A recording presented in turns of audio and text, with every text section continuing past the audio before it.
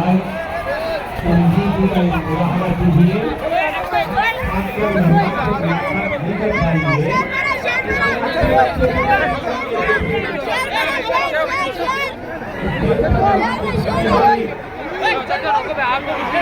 देखो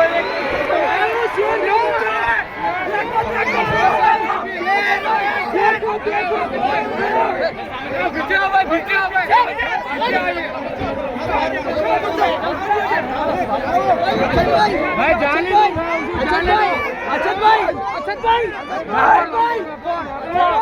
ऐसे काम आपको करो, जरा हाथ दूर रख लो तुम्हारे।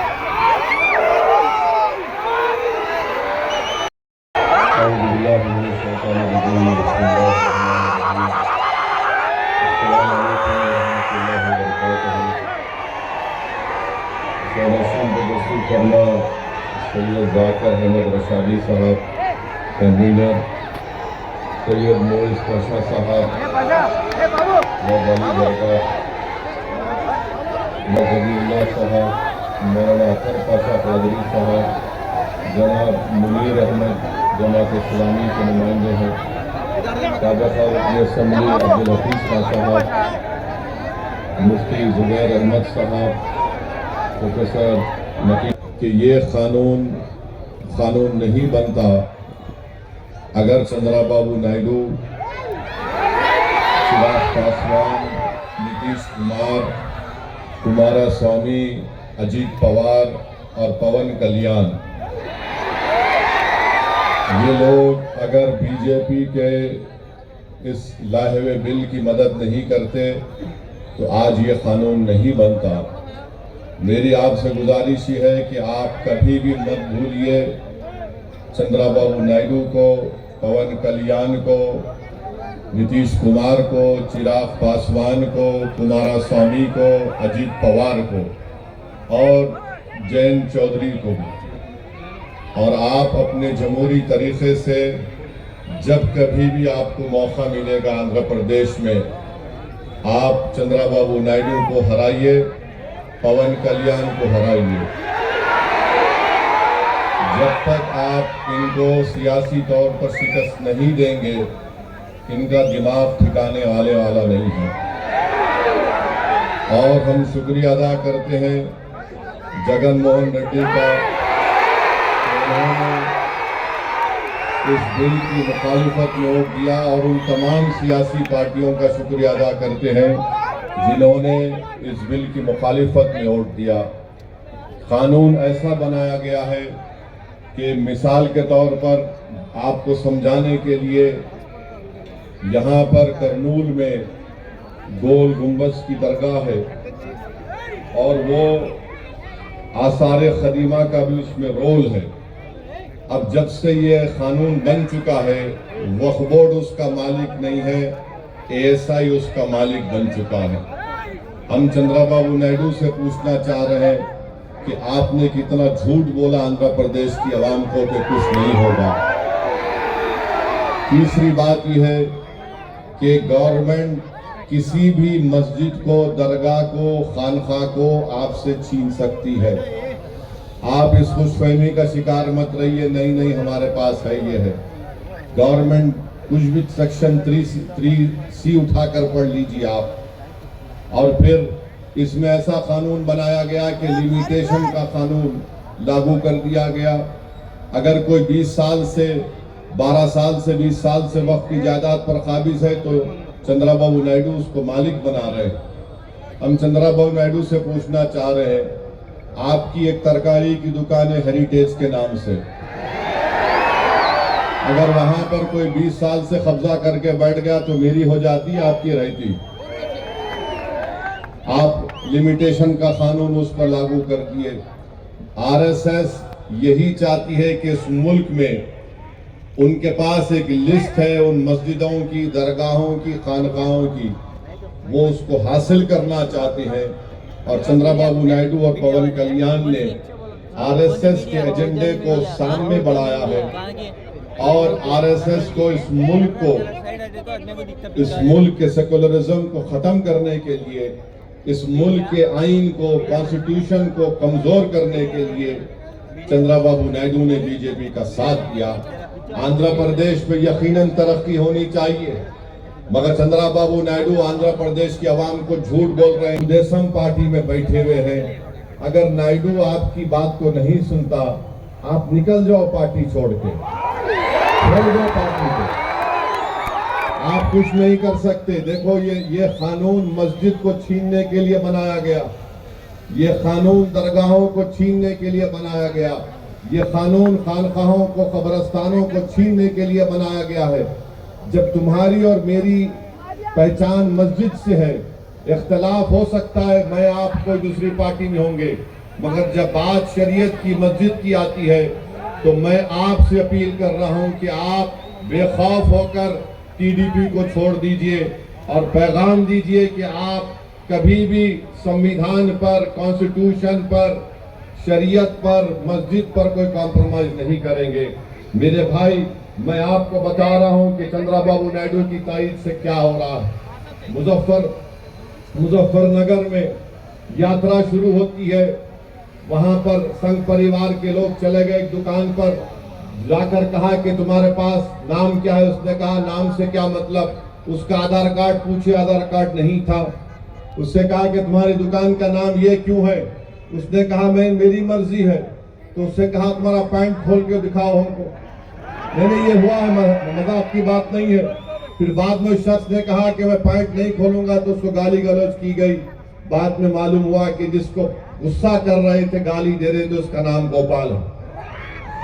अब बात आइए, आप इस मुल्क में इस तरह का नफरत फैलाई जा रही है मुजफ्फरनगर में, और चंद्रबाबू नायडू खामोश बैठे हैं। चंद्रबाबू नायडू से हम पूछना चाह रहे हैं, दत्तात्रेय होसबोले ने कहा कि संविधान में से सेकुलर और सोशलिज्म के वर्ड को निकालना चाहिए। क्या चंद्रबाबू नायडू उस पर राजी हैं?